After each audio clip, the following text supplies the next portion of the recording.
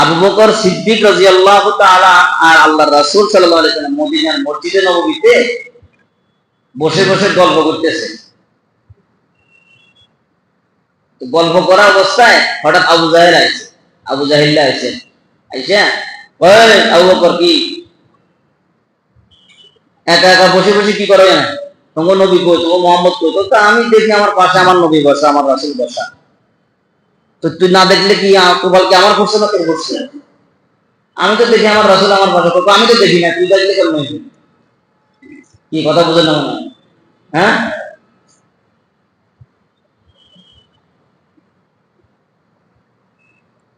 কোরআন শরীফের আয়াত আল্লাহ তাআলা নাযিল করছেন, জিবরাইলকে পাঠাইছেন।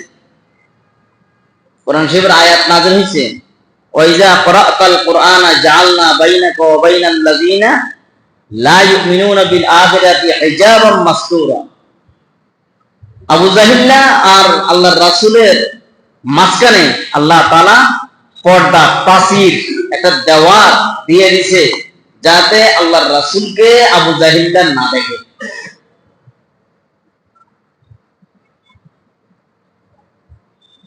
আমরা ইবাদতটাকে আমরা ইখলাসের সাথে, খুলুসিয়তের সাথে আমরা ইবাদত করব। মাহে রমজান মাস, এটা হলো গুনাহ মাফের মাস।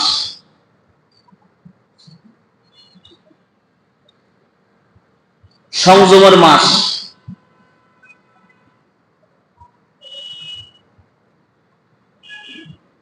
নিজেকে সংযত রাখা, নফসকে দমন করা, মনের কুপ্রবৃত্তি যেগুলো আছে এগুলো থেকে বেঁচে থাকা। নফস কত কিছুই তো চাইবে, তো নফস 11 মাসও চাইছে, 1 মাসও চাইবো, তো চাইলে কি আমি 11 মাস তা করছি, এক রমজান মাসও কি তা করবো? করা যাবে না। রমজান মাস আল্লাহ তাআলা বলেন, সামনে আসেন, রমজান মাস আল্লাহ তাআলা বলেন, আমার দিকে তাকান, আল্লাহ তাআলা যত বড় তার কথাও কি তত বড়। আল্লাহ তাআলা যেমন দামি, আল্লাহ তাআলার কথাও কি। আমরা এখানে দুনিয়ার কোনো আলোচনা করতেছি না, দ্বীনের আলোচনা করতেছি, দ্বীনি মুযাকারা করতেছি, ঠিক না ভাই?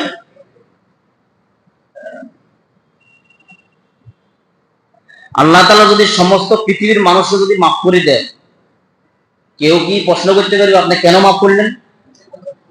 আল্লাহ তাআলা যদি বলে আমি সবারে জান্নাতে দিয়ে দেবো, আল্লাহ তাআলাকে কেউ প্রশ্ন করতে পারবে আপনি কেন দিলেন? আর সবার যদি জাহান্নামে দিয়ে দেয়, কেন দিলেন? কোনো কথা আছে না।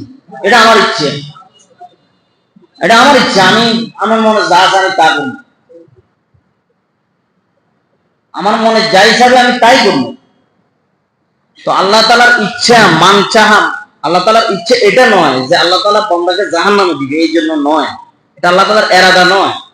আল্লাহ তাআলার ইচ্ছা যে সবাই জান্নাতি হয়ে যায়। জান্নাত হলো চির সুখের জায়গা, জাহান্নাম হলো চির দুঃখের জায়গা, ঠিক না? আল্লাহ তাআলা বলেন ফেরেশতাদেরকে যে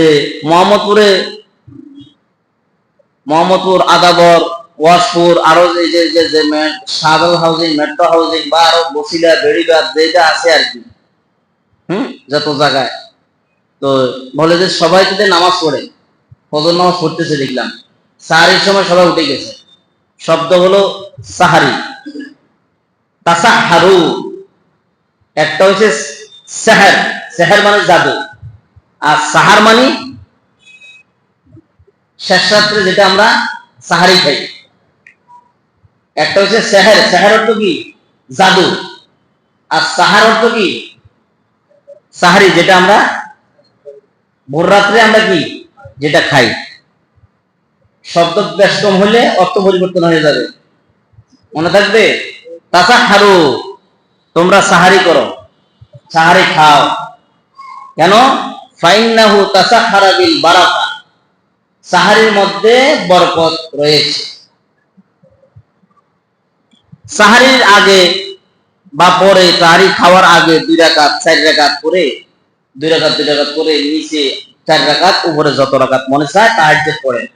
ওই সময় আল্লাহ তাআলা দোয়া কবুল করেন।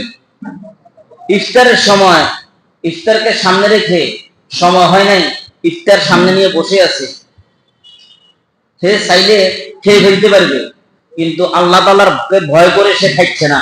সময় আসবে, সময় হবে, তখন সে ইফতারকে মুখে দিবে। এই সময় যদি কোনো বান্দা, কোনো বান্দি দোয়া করে, যে দোয়া নেক দোয়া করবে, আল্লাহ তাআলা ওই দোয়াটাও কি করবেন? কবুল করবেন। আমরা ইফতারের সময় বিভিন্ন গল্প গুজব করি। চাকরিওয়ালা চাকরির অফিসের আলোচনা, দোকানওয়ালা দোকানের আলোচনা, ব্যবসাওয়ালা ব্যবসার আলোচনা, বিভিন্ন আলাপ আলোচনা করে সময়টাকে নষ্ট করি।